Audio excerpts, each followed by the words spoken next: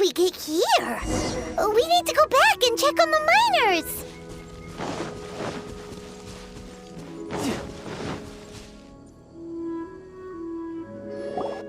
So there you are. My men and I found your clues and followed them straight here. We found Mao in a tent at the campsite unconscious. It seems he'll be okay. Sadly, we found no trace of the other three. Huh? Young Kun, what is... Nothing. Pay it no mind. Those three miners are over there, in that cave. Cave? What happened?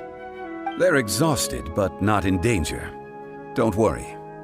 Right. Well, thank you, all of you. I better go and see how they're doing.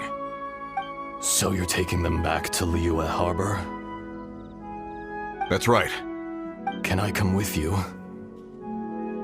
No problem. You rescued my men. I'll be happy to assist all of you in any way I can. I'll be back soon. I need to assess their condition. Kunjun, we should be calling you Ezda. You're coming back to Liyue Harbor too, right? Not I.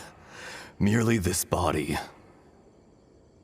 Once I'm gone, the true owner will accompany the miners back to Liyue. Kunjun hails from a family of famous artisans. He too will be famous in time. It would be a shame for someone of his talent to go missing. You always did have a great admiration for blacksmiths. Curious how swords and daggers are blind, yet their creators see so much. Perhaps empathy is mankind's proudest achievement after all. Ezda, I am no longer the Geo-Archon. I can sense it. Today I am just an ordinary citizen of Liyue. Even you met such a fate. Let's get the difficult part out of the way. I cannot guarantee that I won't be awoken a second time. No matter. If that day comes to pass, Liyue must prepare itself to face you. And how will Liyue fare without Rex Lapis? Even without a god above, this remains a nation of men. I was once their god. I ought to be here to witness their rise and fall. All life is shaped and then ground away by the endless flow of time. You were always the strongest among us. Yet, it would seem that even you have been eroded. That's unimportant. Fate is ordained by heaven. Even if our mission had already concluded, it would be cowardly not to strike out on the road of departure. You may live forever, doomed to a lonely existence. Yet, even this is temporary. When you reach the end of time, those people, those past and future relationships predetermined by fate, they will be waiting for you. I do not pretend to match your rhetoric when it comes to the subject of a life long lived. I fear that the life of an elemental being is longer than any in this world. Were it not so, you would have killed me long ago, and would not be having to face me again now. You've brought a smile to my face. When all is said and done, a reunion between old friends is an auspicious occasion. That day in the chasm, did you hesitate? A heart of stone is a heart nonetheless. But I am the god of contracts, and was for a time a god of the people of Liyue. You chose justice, but did not forsake your kindness. You came to me not as an assassin, and so I was willingly sealed away. The movements of the Earth Dragon can tremble the earth and shake the heavens.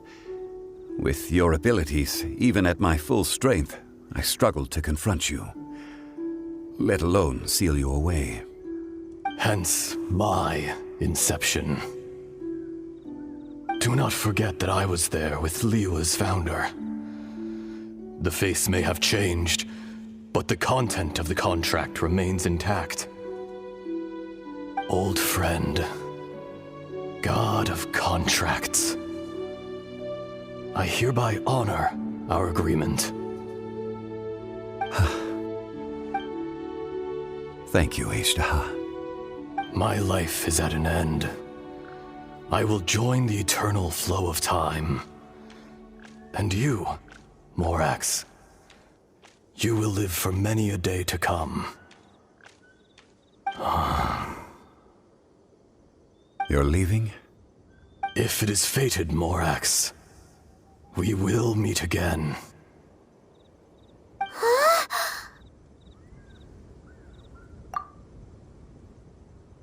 Yes. Don't be alarmed. He's only asleep. Whoa. That was so weird. It was like he suddenly became another person. In fact, we have yet to meet the real Kunjun. He was. Centuries may have passed since then, but events from 1,000 years ago remain crystal clear in my mind.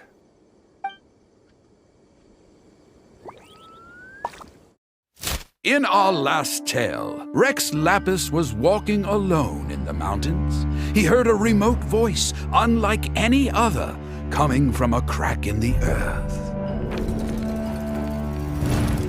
Most of the ancient geo-life forms that live below Liyue are blind, having not seen the sunlight for an age. The voice was sometimes sad and song-like. Other times it was loud and thunderous. The Lord of Geo searched here and there before finally unearthing a strange stone from the bedrock. That's how Ashtaha was. I answered his wish and took him above ground. The Lord of Geo took pity on the rock spirit and carved it into a magnificent work of craftsmanship, a vivid representation of a dragon. I bestowed him with a pair of eyes to see the world and came to an agreement with him. With his fingers, he made 2 eyes. Quicker than words could tell, lightning flashed and thunder roared, and a living, breathing dragon soared into the clouds.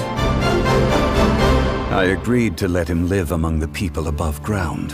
But if the day ever came when he brought ruin to order, he would once again be sealed in the dark. The dragon accompanied the Lord of Geo, fighting campaigns alongside him in the 4 corners of the world. We have a saying to eulogize these events. The crash of a spear brought billowing dust. The mountains and waters made way at the sound. The sight of a dragon bestowed with a touch the promise of rainwater blessing the ground.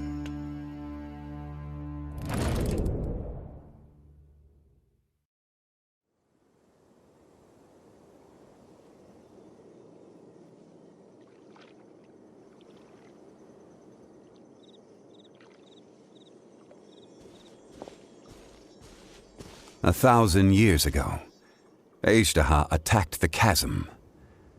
I tried to obstruct him, fighting him tooth and nail down the length and breadth of the mine. Finally, I brought him down and sealed him underground. During that battle, Dragonfall was born. Ashtaha could sense the stone. Subconsciously, he wanted to use it to find me.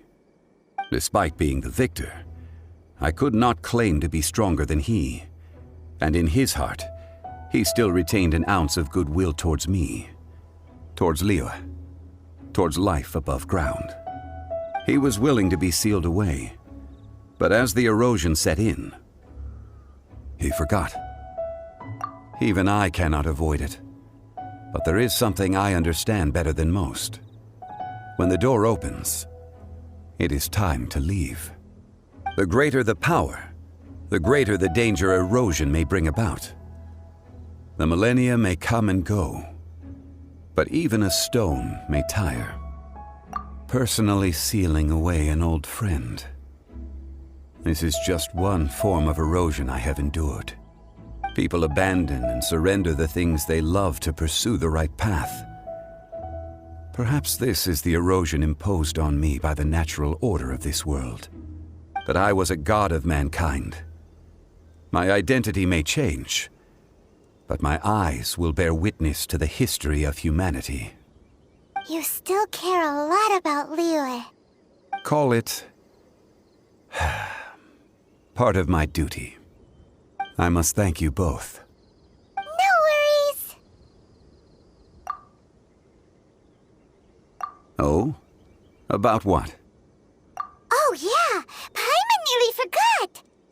So, not long ago, we met a guy called Dane. He told us about Conria and the punishment of the gods. That's when we realized that those events were connected to the person we're searching for. Zhongli, you're a god. You've lived through thousands of years of history. Surely you experienced the incident? I cannot say. Why? You can't even give us a thread of information? This is so important to us. I understand. But I must apologize. This is my contract. You mean another past grievance? Like the incident with Ejda? Too painful to talk about? It was signed before it all began. I have always honored the contract. And kept my silence. How can you be like that? You two are friends to me. I can assure it brings me no pleasure to disappoint you.